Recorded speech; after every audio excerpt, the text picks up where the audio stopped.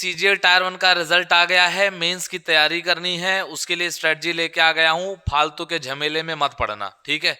तो मतलब सीधी बात, नो बकवास में आपका बहुत स्वागत है भाई। मेंस के ट्रैप में फंसने से आपको बचाने के लिए ये वीडियो मैं लेके आ गया हूं बहुत जिम्मेदारी के साथ।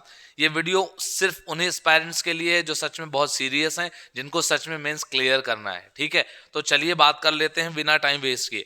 सबसे पहली बात, जो एसएससी मेंस की मेरी स्ट्रेटजी है आपके लिए, उसमें इतनी सारी इंपॉर्टेंट बातें हैं कि अगर आपने ये वीडियो मिस कर दी तो आप समझ लीजिए कि आप कितना भी पढ़ रहे हो सकता है कि आप पढ़ने में बहुत ज्यादा ही तेज हो, लेकिन फिर भी आपका मेंस रह जाएगा, ठीक है। तो इस वीडियो को एंड तक देखना, क्योंकि एंड में जो भी बातें मैं आपको लास्ट तक जाते जाते बता जाऊंगा, ठीक है, वो कहीं ना कहीं आपके लिए एक माइलस्टोन साबित करेंगी। आपका एग्जाम में एकदम सिलेक्शन हो जाएगा, ठीक है। दूसरी बात, मैं आपको एक पेज भी प्रोवाइड करवाऊंगा और उस पेज में बहुत सारी चीजें होंगी। मैं उसको जब वो पेज दूंगा तो आप एक बार उसको जरूर देखना। उसमें प्रॉपर तरीके की चीजें लिखी होंगी जिसे आपको बस फॉलो करनी है। आप चाहो तो उसका प्रिंट आउट भी कर सकते हो। चलिए शुरू कर लेते हैं। सबसे पहली बात है रियलिटी चेक। क्या रियलिटी चेक करना है हमें कि SSC mains is not equal to tier 1। जी बिल्कुल सही बात है। टायर 1 सबको पता है कि क्वालिफाइंग नेचर का है, जिससे आप क्वालिफाई करके आ चुके हैं। सभी लोगों को मुबारकबाद जिन्होंने टायर 1 क्लियर किया है। एसएससी मेंस लेकिन टायर 1 के जैसा नहीं है, सबको पता है। क्यों? सबसे पहली बात कि मेंस में जो भी आपके मार्क्स आएंगे उससे मेरिट डिसाइड करती है। मेरिट डिसाइड होती है, टायर 1 से मेरिट का डिसीजन नहीं लिया जाएगा। यानी कि मेंस में जितना बढ़िया परफॉर्म करेंगे सिलेक्शन के चांसेस उतने हाई हो जाएंगे। सबसे पहली बात क्या है कि क्यों ये इसके इक्वल नहीं है। यहां सिर्फ कट ऑफ क्लियर करके काम चल जाता है टायर 1 में, लेकिन टायर 2 में सिर्फ कट ऑफ क्लियर करके काम नहीं चलेगा। ये बात आपको दिमाग में रखनी चाहिए। बात करते हैं कि selection is not about syllabus completion, it is about accuracy, stamina and decisions. Syllabus पूरा करने वाला हर बच्चा है, मेंस क्लियर नहीं करने वाला है। मेंस क्लियर करेगा वो बच्चा जिसकी एक्यूरेसी अच्छी होगी। मेंस क्लियर करेगा वो बच्चा जिसका स्टेमिना होगा पढ़ने का, अच्छे से बैठ करके वो ढेर सारी मतलब अच्छा खासा टाइम वो स्पेंड कर सकता है पढ़ाई के लिए, और डिसीजन सही लेगा। कैसे कैसे डिसीजंस लेने हैं? सबसे पहला डिसीजन आपको यह लेना है कि आपको आज इस वक्त कोई भी बैच मेंस का नहीं खरीदना है। किसी से भी मेंस का बैच आपको नहीं लेना है, ठीक है। कोई भी एक महीने में किसी के पिताजी भी आपको पढ़ा करके मेंस क्लियर नहीं करवा पाएंगे। ये बात आपको दिमाग में रख लेनी है। मेंस का बैच नहीं लेना। इवन वो आपको डिस्ट्रैक्ट करेंगे, आपकी स्ट्रेटजी खराब कर देंगे, आपको मेंस से बहुत दूर लेकर के चले जाएंगे। जिस प्रकार से अर्जुन को दूर ले जा करके अभिमन्यु का वध कर दिया गया था, ठीक है, आपके सपनों का वध कर दिया जाएगा वैसे ही। चलिए आगे बात कर लेते हैं। अगली जो बात मैं आपसे करना चाहता हूं, this is about what is about the 30 days plan. आपको पता है कि सीजीएल का पेपर पहला जो था वो खत्म हो गया, आंसर किया ही, फिर कल रिजल्ट आ गया। तो अब 30 दिन मैक्सिमम आपके पास 30 दिन बचे हैं, और इसी 30 दिन में हमें पूरी मेंस की तैयारी कैसे करनी चाहिए उसकी एक ऐसी वीडियो लेकर के आपके लिए आया हूं जो कहीं ना कहीं आपको सिलेक्शन के बहुत बहुत ज्यादा करीब ले जाएगी, ठीक है भाई। तो चलिए बात कर लेते हैं। सबसे पहले क्या क्या आपको काम शुरू करने हैं, क्या नहीं करना वो मैंने बता दिया। आपको बैच नहीं लेने, आपको बैचेस नहीं लेने किसी के, ठीक है। पहली बात क्या है कि start revising your week topics. आपके जो भी वीक टॉपिक्स हैं आप उसको रिवाइज करना शुरू कर दीजिए। जितना जल्दी हो सके सारी चीजों को रिवाइज करिए। Consistently work on mock test. देखो भाई, आप मॉक टेस्ट जब भी दोगे, मॉक टेस्ट के बारे में मैं एकदम एंड में बात करूंगा कि आपको मॉक टेस्ट कब कैसे कैसे देना है, ठीक है। वैसे कि जब भी आप मॉक टेस्ट दोगे तो कंसिस्टेंट रहना। ये नहीं कि आप ऑल्टरनेट डेज में दे रहे थे, एक मॉक दे रहे थे, फिर आपने एक दिन का गैप लिया, फिर आप एक मॉक दे रहे हो। कुछ टाइम बाद आप क्या करने लगे, दो तीन दिन बाद ही आप क्या करने लगे, डेली डेली मॉक देने लगे, फिर आपने बीच में 2-3 दिन का गैप कर दिया। ये आपको नहीं करना है। कंसिस्टेंटली जिस प्रकार से आप एक स्ट्रेटजी फॉलो करते हैं, consistency is the key to get this exam cracked, okay. Avoid comparison and noise. देखो भाई, अगर आप लाइब्रेरी में बैठे होगे, 4 जने आके पूछेंगे तेरा कितना आ रहा है, तेरा नंबर कितना आ रहा है, मेरा तो इतना आया, तेरा कितना आया, प्रेशर ले लोगे। हर आदमी बराबर नहीं है, ठीक है। और हो सकता है कि जो आपसे आज आगे हो 10 दिन बाद वो आपसे पीछे भी हो जाएगा। तो उससे कंपैरिजन करना छोड़ के खुद से कंपेयर करना हर दिन कि कल मैं क्या था, आज मैं क्या हूं और कल क्या रहूंगा, ये आपकी स्ट्रेटजी होनी चाहिए। ना कि दूसरों से बैठ करके आप अपना कंपैरिजन करिए। शोर में मत फंसो भाई, पूरी दुनिया शोर मचा रही है, उसमें आपको नहीं फंसना है। Subject wise study, but do not exceed time limits. अभी मैं आपको बताऊंगा कितने घंटे क्या क्या पढ़ना है। कुछ लोग क्या करते हैं कि सब्जेक्ट वाइज स्टडी तो करते हैं, पता चले मैथ ही पढ़ रहे हैं, 5-5 6-6 घंटा मैथ पढ़ डाले आज, रीजनिंग आज पढ़े ही नहीं, जीएस जीके आज पढ़े ही नहीं। मैक्सिमम बच्चे ये गलती करते हैं, और ये गलती अगर आप करते जाएंगे ना, आप एग्जाम से कोसों दूर होते चले जाएंगे। At the end of the examination आपको ये समझ में आएगा यार मैं अच्छा परफॉर्म करके नहीं आया एग्जाम में। And the reason was you were not stick to your rules, you not stick to your time limit, just because you just lost your self, your control on your examinations and you lost everything. ये आपको नहीं करना है, ठीक है। आगे बात कर लेता हूं। अगली बात है सब्जेक्ट वाइज प्लान क्या है हमारा। तो सब्जेक्ट वाइज प्लान की अगर बात करें, अभी मैं टाइम टेबल पे भी बात करूंगा, पहले चलो या तो पहले ना आपको टाइम टेबल समझा देता हूं कि आपको कैसे पढ़ना। देखो भाई, मिनिमम 2.5 आवर्स ये रिक्वायरमेंट है मैथमेटिक्स की, इससे कम आपको नहीं पढ़ना है। बहुत ज्यादा अगर किसी के पास टाइम का शॉर्टेज है तो 2 घंटे, बहुत ज्यादा अगर शॉर्टेज है तो 2 घंटे, लेकिन मैथ्स के लिए आपको 2.5 आवर्स निकालने ही चाहिए, ठीक है। कैसे क्या करोगे उस 2.5 घंटे में, अभी वो भी बताता हूं। इंग्लिश के लिए आपको 2 घंटे निकालने, इस 2 घंटे में आपकी रीडिंग का भी पोर्शन रहेगा। ये मैं आपको टॉपिक वाइज अभी बता रहा हूं कि कैसे कैसे सब्जेक्ट वाइज आप क्या क्या कैसे कवर करोगे। रीजनिंग आपको 1 घंटा देना। कुछ लोगों को लगेगा रीजनिंग तो आसान ही आती है, रीजनिंग आसान आसान आती है टायर 1 में, टायर 2 में रीजनिंग आसान नहीं आती। क्यों नहीं आती, उसका रीजन क्या है कि भैया पहला सेक्शन जब ओपन होता है उसी में 30 क्वेश्चन मैथ के हैं, उसी में 30 क्वेश्चन रीजनिंग के हैं। उसके बाद क्या हालत होती है कि मैथ्स के 30 क्वेश्चन करने में और रीजनिंग के 30 क्वेश्चन 60 क्वेश्चन करने में हालत खराब हो जाती है लोगों की, तो वहां लेंदी कर दिया जाता है, रीजनिंग थोड़ी लेंदी हो जाती है, ठीक है। तो वहां आपके लिए दिक्कत कर देती है, डिसीजन मेकिंग वाले क्वेश्चंस बच्चे रॉन्ग करके आ जाते हैं। तो रीजनिंग आसान नहीं है, 1 घंटा आपको रीजनिंग को देना पड़ेगा। उसमें भी दो उसके मतलब 2 तरीके होंगे उसके, क्या होंगे आगे रीजनिंग का टॉपिक वाइज जब मैं अभी आपको समझाऊंगा वहां बताऊंगा। जीए के लिए, जनरल अवेयरनेस के लिए आपको 1.5 घंटे देने हैं। कैसे देने हैं आगे बात करता हूं, ठीक है। तो चलिए सबसे पहले बात कर लेता हूं कि मैथ्स। भाई मैथ्स में आपको 3 कैटेगरी में अपने आप को रखना है। मैथ्स की 3 कैटेगरी होनी चाहिए। एक होती है ग्रीन कैटेगरी। ग्रीन कैटेगरी वो होती है, आपको पता होगा कि 90 to 100% एक्यूरेसी मेरा इस चैप्टर में है, यानी इस चैप्टर से अगर कोई भी सवाल आए तो 90 से 100% में इतना है कि मैं उसको कर जाऊंगा, ठीक है भाई। दूसरी कैटेगरी होती है दैट इज येलो कैटेगरी। इसमें क्या होता है कि कंसेप्ट तो क्लियर हैं लेकिन आप मिस्टेक्स कर देते हैं उसमें। अब मिस्टेक्स करने के रीजन क्या होते हैं, थोड़ा मोटा कई बार रिवीजन ही नहीं करते आपको, और कई बार थोड़ी मोटे सिली मिस्टेक कर देते हैं, इस वजह से आपके वो गलत हो जाते हैं। तो दूसरी कैटेगरी है। तीसरी जो कैटेगरी है that is red, confusion in concept. कुछ कुछ ऐसे आपके होंगे टॉपिक्स जिसको आपने ना 2-3 बार पढ़ा होगा बट स्टिल आपके भेजे में वो बात नहीं जा रही होगी। Don't try to be hero. वहां आपको अब हीरो बनने की जरूरत नहीं है कि आप लाओ और फटाफट से उसको पढ़ लेता हूं तुरंत ही, और तुरंत ही उस पर क्वेश्चन बनाने लग जाऊं, सारा टाइम उसी को दे दूं। ये 2 कैटेगरी आपका रिजल्ट डिसाइड करवा देंगी, मैं लिख के देता हूं, कोई टेंशन लेने की जरूरत नहीं। ये 2 कैटेगरी सफिशिएंट है, ठीक है। ये जो तीसरी वाली है इसके लिए एडिशनल, मतलब एक बार आप इस पे काम कर जाना और उसके बाद भी अगर नहीं हो रहा छोड़ देना इसको, ठीक है। ये 2 कैटेगरी में आप अपना चैप्टर निकाल करके लिखो। ये वाले चैप्टर्स के लिए ये वाली कैटेगरी, ये वाले चैप्टर्स के लिए ये वाले चैप्टर, तीनों की कैटेगरी निकाल करके रखें। And this is the first step that you are going to do today. बहुत सारे लोग आज से पढ़ने लग जाएंगे बिना स्ट्रेटजी के। बस उठे, मुंह धोए, लाइब्रेरी चल दिए, लंच उठाए, लाइब्रेरी चल दिए। अरे भाई पहले स्ट्रेटजी बना लो, पढ़ने के तरीके बना लो, उसके बाद आपको ये काम करना है, ठीक है।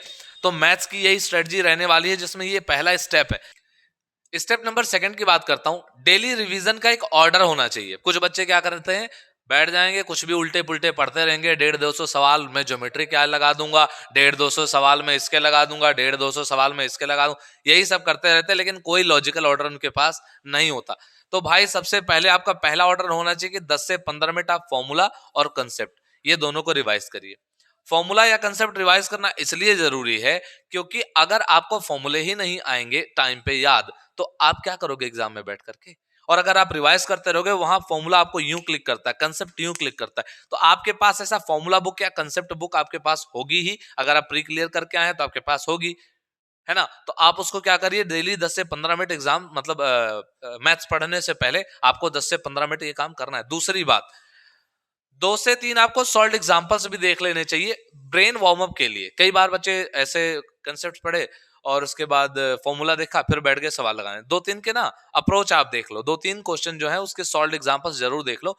इससे आपका ब्रेन वार्म अप हो जाएगा। अच्छा अच्छा ठीक है, समझ में आ गई बात। तीसरी बात, selected questions only, no random topics. कुछ बच्चे कुछ भी उठा लेंगे, अभी एवरेज पढ़ रहे थे, थोड़ी देर बाद रेशियो पढ़ने लग गए, फिर ज्योमेट्री करने लग गए। भाई सिलेक्टेड क्वेश्चंस, आपके पास पर डे का एक सिलेक्टेड टॉपिक होना चाहिए, ठीक है, कि आज मैं 10 क्वेश्चन इसके करूंगा, 2 4 10 क्वेश्चन इसके करूंगा, 2 4 10 क्वेश्चन इसके करूंगा। सबसे इंपॉर्टेंट ये इसलिए है, आपको इसमें जिस पर आपका कमांड अच्छा है, जिस भी टॉपिक पर आपका कमांड अच्छा है, उसके 10 क्वेश्चन तो आपको मिनिमम डेली करने ही चाहिए। 10 क्वेश्चन आप डेली करो, किसी भी मास्टर से उठा के देख लो, किसी भी मास्टर के 10 क्वेश्चन आपको। लेकिन हाँ, फालतू आलतू मास्टर का मत पढ़ लेना, क्योंकि वो क्या करेंगे ना, अपने हवाबाजी दिखाने चक्कर में आपको टफ टफ क्वेश्चन दे देंगे। आपको पता है कि अभी जो एसएससी का ट्रेंड चल रहा है, इसमें मैथ्स बहुत ज्यादा टफ नहीं आई है। मैं ये नहीं कह रहा हूँ मेंस में नहीं देंगे, टफ दे देंगे तो मैं क्या ही करूंगा, आप ही क्या करोगे। लेकिन मैं ये कह रहा हूं कि जो इस तरीके का ट्रेंड है, आपको बहुत ज्यादा टफ क्वेश्चंस के पीछे नहीं जाना है। चौथी बात क्या है कि ईच क्वेश्चन, एक एक जो भी क्वेश्चन है, ईच क्वेश्चन आप एक रूल सेट कर लो कि यार 40 से 60 सेकंड मैक्सिमम मैं देने वाला हूं एक क्वेश्चन को। अगर वो टाइम लिमिट एक्सीड होता है, आप स्किप कर दो। ये आपको एग्जाम में बहुत हेल्प करेगी, ठीक है। मैक्सिमम क्वेश्चन तक आप रीच कर पाएंगे, मैक्सिमम क्वेश्चन अटेम्प्ट कर पाएंगे, ठीक है भाई। चलो अगली बात कर लेता हूं, and that is step number 3। Step 3 क्या है, आपके पास एक मिस्टेक नोटबुक होना चाहिए। मिस्टेक नोटबुक आपकी बहुत हेल्प करेगा, इतनी हेल्प करेगा, आप यकीन मानो कि ये लोगों के जो मतलब एग्जाम से पहले मदद करता है, बहुत सारी चीजें क्लियर हो जाती है। क्योंकि ये वो नोट्स होता है, वो नोटबुक होता है जो कहीं ना कहीं आपकी उन गलतियों को दिखाता है जो बहुत कॉमन मिस्टेक्स होती हैं, जो आपके एग्जाम में आपकी हो सकती हैं। तो इसलिए एक मिस्टेक नोटबुक बनाओ, उसमें फॉर्मूले, अगर कोई फॉर्मूले गलत हुए, लिखना ये फॉर्मूला मेरा गलत हो रहा है। कैलकुलेशन गलत हो रही है तो देखना कि किस लेवल का कैलकुलेशन है जो गलत हो रहा है, वो मेंशन करना। कहीं आपने रॉन्ग अप्रोच तो नहीं लगाया है, ये भी आपको देखना है। तो ये 3 चीजें आपको अपने उस नोटबुक में मेंशन करनी है, ठीक है भाई। और लास्टली मैथ्स के बारे में क्या है कि मैथ्स का एक मॉक आपको डेली देना है, सेक्शनल देना है। इससे क्या होगा, इससे क्लैरिटी आएगी कि आपका जो टॉपिक है, जो जो टॉपिक उसमें पूछा गया है, आप 30 ऐसे क्वेश्चन से होके गुजरोगे जो कहीं ना कहीं आपकी मतलब एक आपको चेक करके दे देगा, आपकी रियलिटी चेक करके दे देगा कि आप मैथ्स में कहां तक अभी पहुंच चुके हैं। रेलेवेंट मॉक्स देने हैं, फालतू के मॉक्स नहीं देने हैं, ईगो सेटिस्फाई नहीं करना है, हवाबाजी में नहीं जीना है। रेलेवेंट मॉक्स देने हैं। जिन लोगों ने बहुत तगड़े तगड़े मॉक्स लगाए होंगे एग्जाम में, एकदम मान लो बहुत इजी क्वेश्चंस आए हैं, तो भाई आपने कहां पे टाइम दे दिया फालतू का, ठीक है। कुछ 2 4 हार्ड क्वेश्चंस ठीक है, वो आपकी मतलब एक तरीके से आपके कंसेप्ट्स को चेक करते हैं, आपका लेवल चेक किया जाता है। लेकिन ये नहीं कि आप 30 के 30 हार्ड मार्क्स कहीं से उठा करके आप लगा रहे हैं और आप कहिए कि भैया मेरा मैथ्स तो बहुत तेज है, ठीक है। रेलेवेंट मार्क्स पर रहिएगा। अच्छा, आगे चलता हूं और बात कर लेता हूं किसके बारे में, इंग्लिश की स्ट्रेटजी क्या रहने वाली है। देखो भाई, ये तो सिलेक्शन दिलाएगा, क्यों, आपको ही पता है सबसे ज्यादा क्वेश्चन किसके आते हैं, इंग्लिश के आते हैं। पूरे मेंस में सबसे ज्यादा क्वेश्चन किसके आते हैं, इंग्लिश के आते हैं। और इंग्लिश में मिस्टेक इस बार टायर 1 में इतनी ज्यादा हुई है सभी लोगों की, रीजन क्या था कि इंग्लिश का लेवल बहुत टफ आ गया। मोस्ट प्रोबेबल है कि मेंस में भी इंग्लिश का लेवल टफ ही रहेगा। तो इसलिए अब आपको क्या करनी है, इसमें रैंडम गलतियां जो लोग करके आए हैं उसको मैं आपको समझाना चाहूंगा, ठीक है। सबसे पहली बात, speed is secondary, clarity is primary.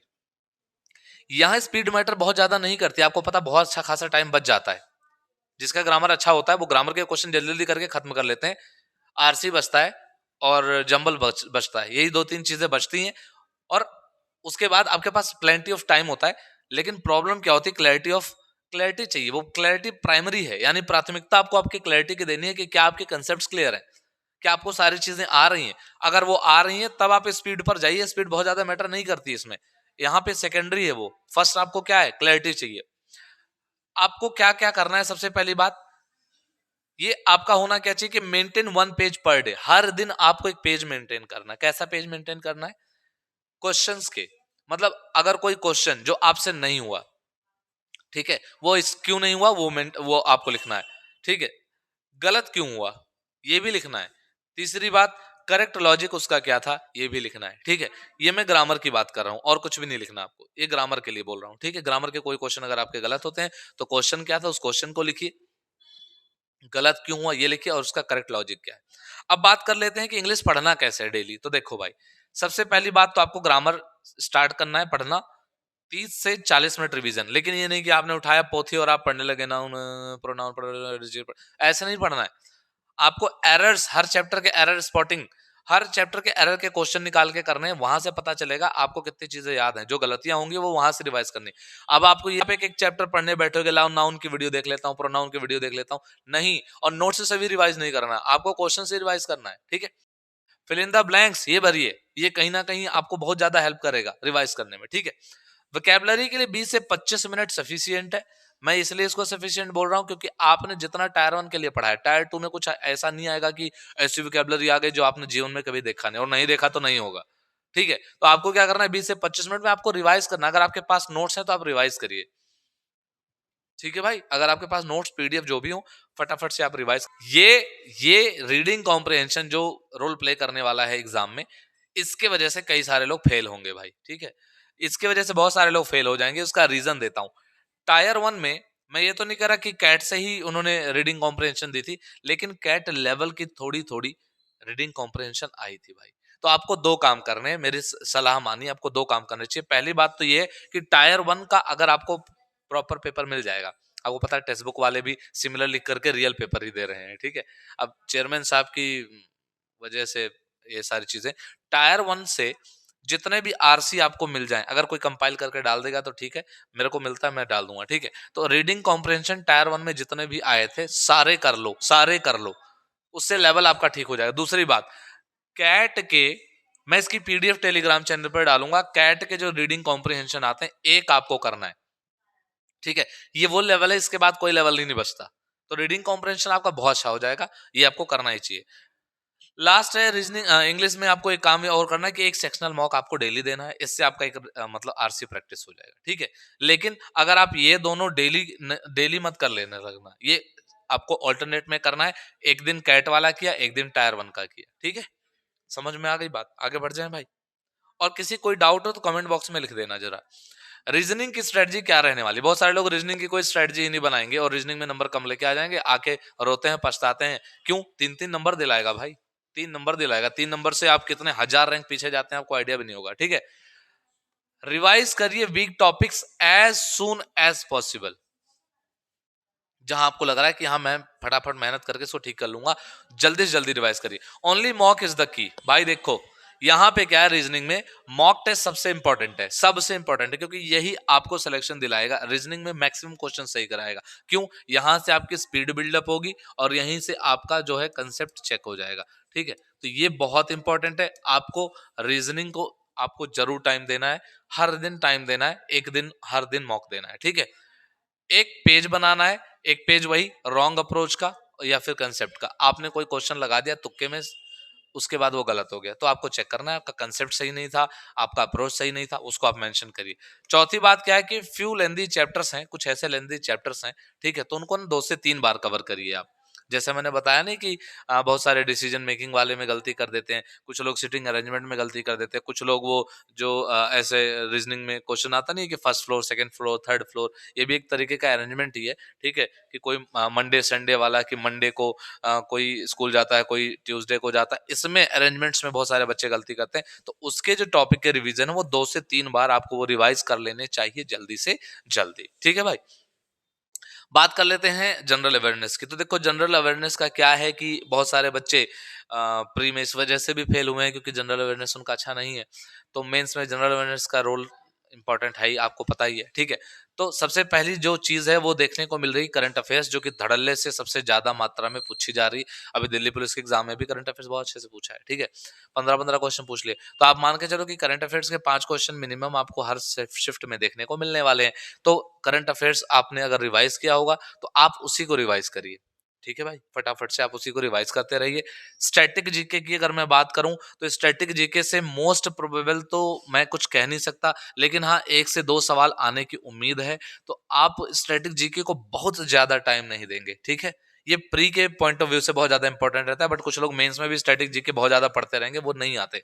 तो 1 से 2 क्वेश्चन मोस्ट प्रोबेबल रहेंगे, तो आप बस थोड़े मोटे रिवाइज कर लेना, बहुत ज्यादा पढ़ने की जरूरत नहीं है। Revise selectively. अब कुछ लोग क्या करेंगे, सारा पोथी उठा के पढ़ने बैठ जाएंगे। भाई आप जरा मेंस का एक बार ट्रेंड देखो, ठीक है।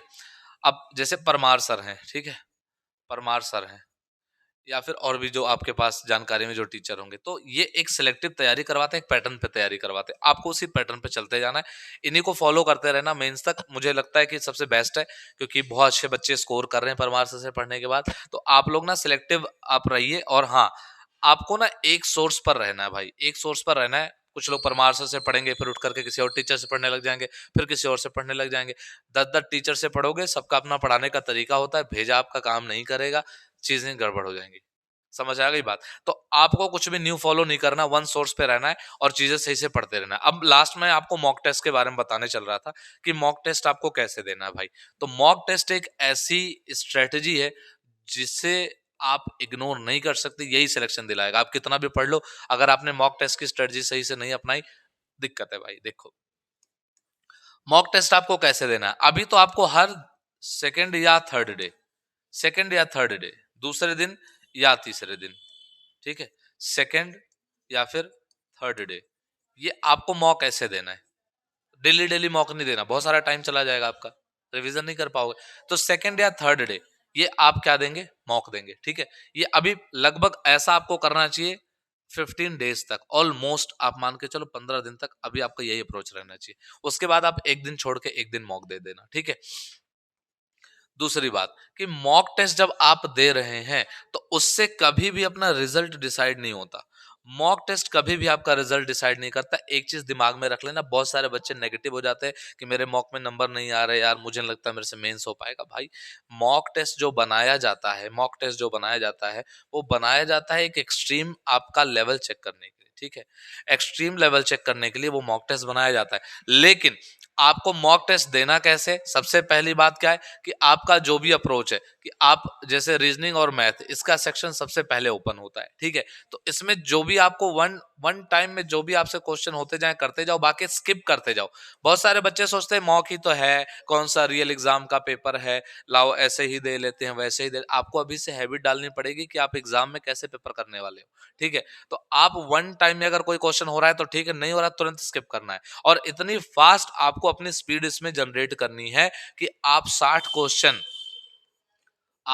क्वेश्चन जो मैथ्स और रीजनिंग के आते हैं, वहां से आप अच्छे से गो थ्रू हो जाओ। 60 के 60 क्वेश्चन आपको टच कर जाने हैं, ये आपकी स्ट्रेटजी होनी चाहिए, ठीक है भाई। दूसरी बात जो मैं आपको समझाने चल रहा हूं दूसरी बात जो मैं आपको समझाने चल रहा हूं वो ये है कि इसके अलावा इंग्लिश और आप जो जीएसजी के ये अटेम्प्ट करोगे, भाई इसको अभी से आदत डाल लेना। क्या आदत डाल लेना कि इंग्लिश में आपको अटेम्प्ट वही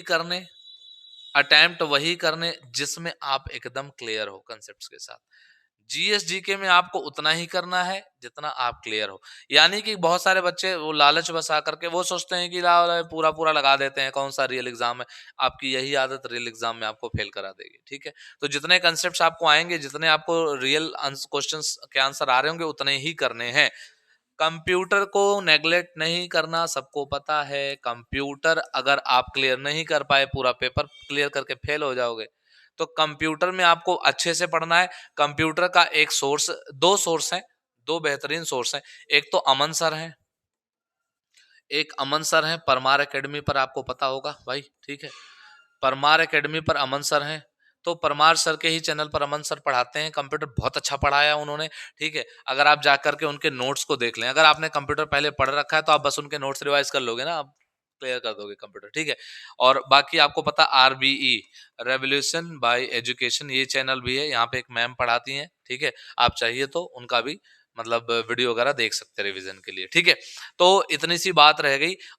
अगर आपको पर्सनली अगर किसी को कोई दिक्कत हो रही है कि वो अपनी स्ट्रेटजी बना ही नहीं पा रहा है, आप टेलीग्राम चैनल हमारा ज्वाइन कर लेना, डिस्क्रिप्शन में डाल दूंगा लिंक। आप वहां पे मैसेज कर देना, ठीक है। मैं आपको पर्सनली एक प्रॉपर टाइम टेबल बना करके वहां भेज दूंगा। जो पीडीएफ मैंने बोला है वो एग्जैक्टली एक टाइम टेबल का है, प्रॉपरली कैसे आप चीजों के थ्रू जाएंगे वो बना करके उसका एक पीडीएफ में अपलोड कर दूंगा, ठीक है, टेलीग्राम चैनल पर। वो आप जा करके वहां से डाउनलोड कर लेना। और बाकी किसी के कोई पर्सनल क्वेश्चंस, कोई पर्सनल डाउट्स हो एग्जाम से रिलेटेड, मेंस के, तो प्लीज एक बार आप जरूर कमेंट बॉक्स में लिखें, ठीक है। Thank you so much. और हाँ, चैनल को सब्सक्राइब कर लेना भाई। इतनी सारी मेहनत चल रही है, ठीक है। आगे आपके लिए प्रॉपर वीडियो लाता रहूंगा। अगर किसी कोई टॉपिक में कुछ पढ़ना हो, कुछ ऐसा भी, तो आप मुझे बता सकते हैं, मैं आपको पढ़ा दूंगा, ठीक है। तब तक के लिए जय हिंद, जय भारत। उम्मीद करता हूँ ये वीडियो आपके बहुत काम आएगी और आपको 75 वीडियो देखने की जरूरत नहीं पड़ेगी। Thank you.